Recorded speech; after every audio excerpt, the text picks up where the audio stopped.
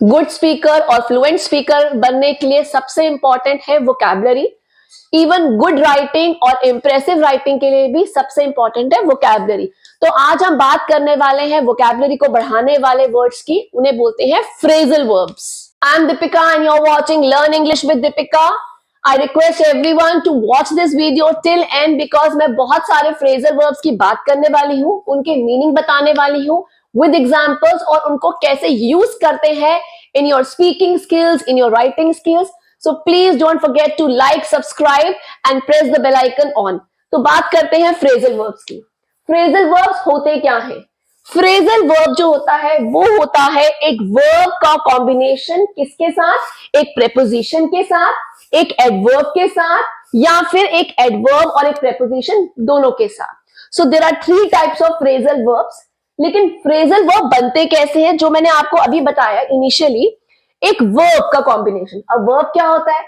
Verb is an action word. कोई भी action word जैसे put, get, let, any action word, कोई भी एक्शन वर्ड का जब हम कॉम्बिनेशन करते हैं with a preposition, with an adverb, या फिर प्रेपोजिशन और एडवर्ब के दोनों के साथ, वो बन जाता है फ्रेजल वर्ब।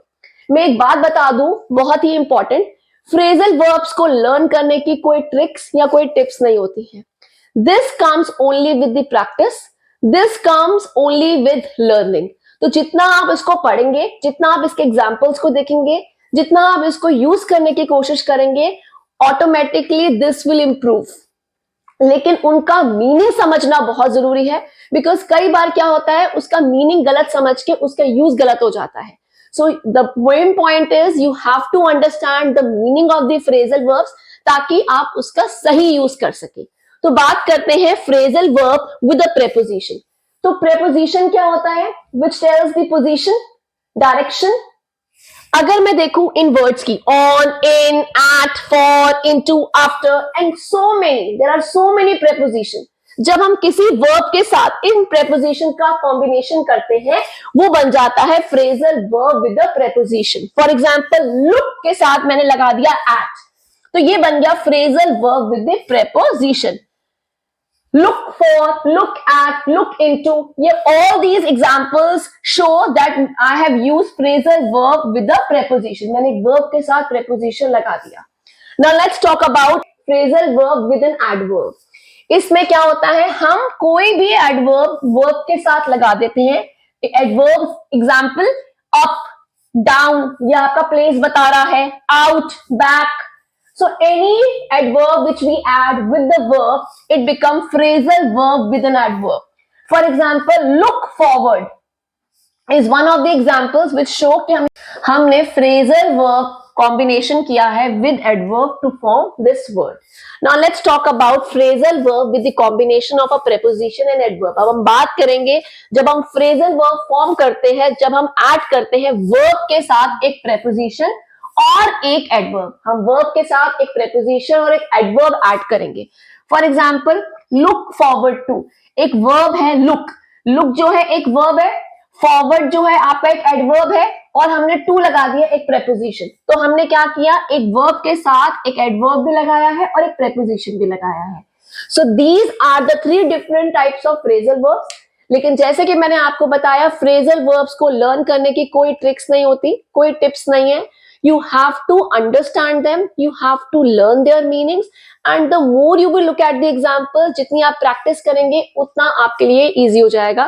तो मैं आपको इजीली, आपको ये याद रहे, ताकि आप ये भूले नहीं, आपको ये कॉन्सेप्ट लर्न हो जाए सिर्फ सुनते सुनते ही। I assure you, if you are watching this video till end, आपके साथ जो मैं 25 phrasal verbs आज आपको सिखाने वाली हूँ, आपको चुटकियों में लर्न हो जाएंगे सिर्फ इस वीडियो के साथ। So keep watching. So let's begin with very easy phrasal verbs. उन phrasal verbs की बात करेंगे जो आप डे टू डे कॉन्वर्सेशन में, अपनी स्पीकिंग स्किल्स में, अपनी राइटिंग स्किल्स में यूज कर सकते हैं। तो बात करते हैं these phrasal verbs की। इसमें मैंने क्या किया है, मैंने इन सब में verb के साथ एक preposition का यूज किया है, और वो preposition है up। मैंने इन सारे डिफरेंट वर्ब्स के साथ एक सिंपल preposition का यूज किया है, वो है up. Now you will see with various examples, आपको ये समझ में आएगा कैसे एक preposition up इन सब वर्ब्स के साथ जब ऐड होता है तो वो अपना मीनिंग कैसे बदल लेता है, we'll be learning these things with the help of various examples. तो बात करते हैं फर्स्ट एग्जाम्पल की, फर्स्ट फ्रेजल वर्ब की. फर्स्ट फ्रेजल वर्ब है ईट अप. ईट अप का मतलब हुआ पूरी तरह खत्म कर देना, पूरी तरह फिनिश कर देना. Eat up your lunch. Eat up your lunch, अपना लंच पूरा फिनिश कीजिए. ड्रिंक अप, अपनी ड्रिंक कंप्लीटली फिनिश अप करना. Drink up your juice. Add up, add up का मतलब हुआ you need to add all whatever is there. Example, add up all the numbers. Fourth is heat up. Heat up का मतलब हुआ गर्म करना. For example, heat up the food. Fifth one, finish up. Finish up का मतलब हुआ पूरी तरह खत्म करना. फिनिश अप योर मील, अपनी मील पूरी तरह खत्म करिए. वार्म अप, वार्म अप का मतलब हुआ गर्म करना. Stand near fire to warm up, अपने आप को फायर के पास खड़े कर लीजिए. To warm up, to get the warmth, जो सेक मिलता है आग से. ग्रो अप, ग्रो अप का मतलब होता है बड़े होना. You need to grow up, आपको बड़े होना है. Dry up, put the clothes to dry them up, कपड़ों को सुखाने के लिए डाल दो. लुक अप, लुक अप का मतलब होता है देखना. I looked it up in the book. इस एग्जाम्पल में आप देखिए, इनमें मैंने looked और up को इकट्ठे ना लिख के उसके बीच में एक प्रोनाउन यूज कर दिया है. तो कई फ्रेजल वर्ब्स ऐसे भी होते हैं जो कभी इकट्ठे ना यूज होके हम उनके बीच में कुछ वर्ड्स ले आते हैं. Next one is cheer up. cheer up, cheer up मतलब किसी को खुश कर देना. He cheered me up when I was sad. इस फ्रेजल वर्ब में भी मैंने cheered और up के बीच में एक प्रोनाउन का यूज किया है. तो मैंने जैसे अभी आपको बताया, कुछ फ्रेजल वर्ब्स के बीच में हम वर्ड्स भी ऐड कर सकते हैं, लेकिन उनका मीनिंग नहीं बदलेगा in that case too. Let's learn more phrasal verbs now. अब हमने फ्रेजल वर्ब्स को अलग तरीके से लर्न करेंगे.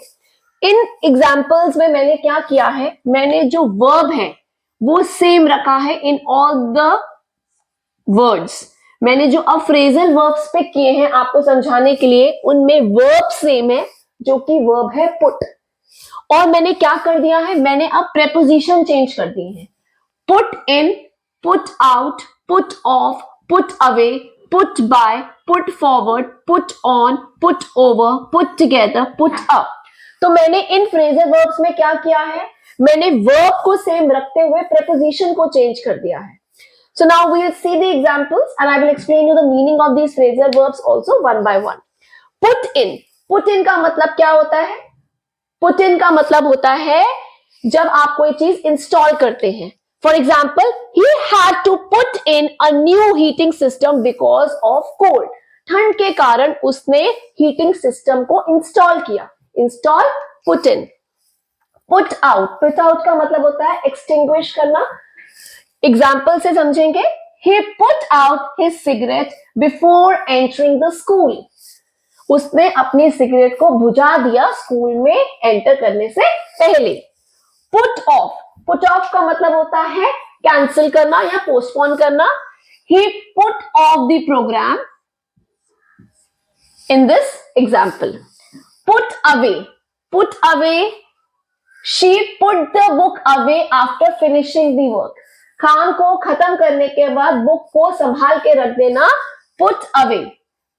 मैंने इन दोनों फ्रेजल वर्ब में जो बीच में द बुक का यूज किया है, तो जैसे मैंने अभी आपको बताया था, कुछ फ्रेजल वर्ब्स के बीच में हम वर्ड्स को ऐड कर सकते हैं, उनका मीनिंग डिफर नहीं करेगा. Now let's talk about the next phrasal verb, put buy. Put buy का मतलब होता है कुछ चीज आपको संभाल के रखना फ्यूचर के लिए. I put some money by every week. मैं कुछ मनी अपने फ्यूचर के लिए सेव रखता हूं. I put some money by every week. Put forward. Put forward का मतलब होता है कोई प्रपोजल रखना. आपके कोई सजेशन है या कोई प्रपोजल है, आप अपना प्रपोजल किसी के आगे रखना चाहते हैं. She put forward a plan to me. She put forward. उसने मुझे एक प्लान अपना मेरे सामने रखा. Put on. Put on का मतलब होता है गेन करना. She has put on weight. Sorry, he has put on weight. तो उसने वेट पुट ऑन कर लिया. पुट ओवर का मतलब होता है कोई चीज डाल देना. They put over a clever joke on us. उसने एक क्लेवर जोक उन सब पे मारा. पुट टुगेदर, कोई भी चीज हमने इकट्ठा करके डाली. I put together the clothes in a bag. Put up का मतलब होता है कोई भी चीज जो है आप किसी पे इंपोज कर रहे हो. The government has put up, उस गवर्नमेंट ने एक टैक्स जो है वो लगा दिया इन आइटम्स पे. तो हमने क्या फ्रेजल वर्ब यूज किया? Put up. Now let's learn new phrasal verb जिसमें एडवर्ब और प्रेपोजिशन दोनों का यूज हुआ है, जो कि बहुत कॉमनली यूज होते हैं आपके डे टू डे कॉन्वर्सेशन में. We'll begin with look forward to. जब आप कोई चीज eagerly वेट करते हैं. For example, I look forward for the competition. आप उस कॉम्पिटिशन के लिए eagerly वेट कर रहे हैं. So I have used the phrasal verb look forward. Take care of. You are taking care of something. This is one of the phrasal verb. You must take care of your things. Must take care of. अपनी चीजों को संभाल के रखना. Gate away from. Gate away from का मतलब हुआ किसी भी चीज से दूर चले जाना या हट जाना. You need to get away from this difficulty. इस डिफिकल्टी से तुम्हें दूर हो जाना चाहिए.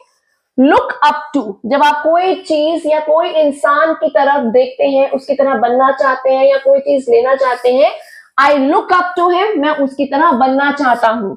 Now last one, break away. मैंने यहाँ पे क्वेश्चन मार्क दिया है आप लोगों के लिए. I be sharing the answer of this question in my short on Wednesday. Please keep watching Learn English with Deepika. Don't forget to like, subscribe and press the bell icon on. Thank you.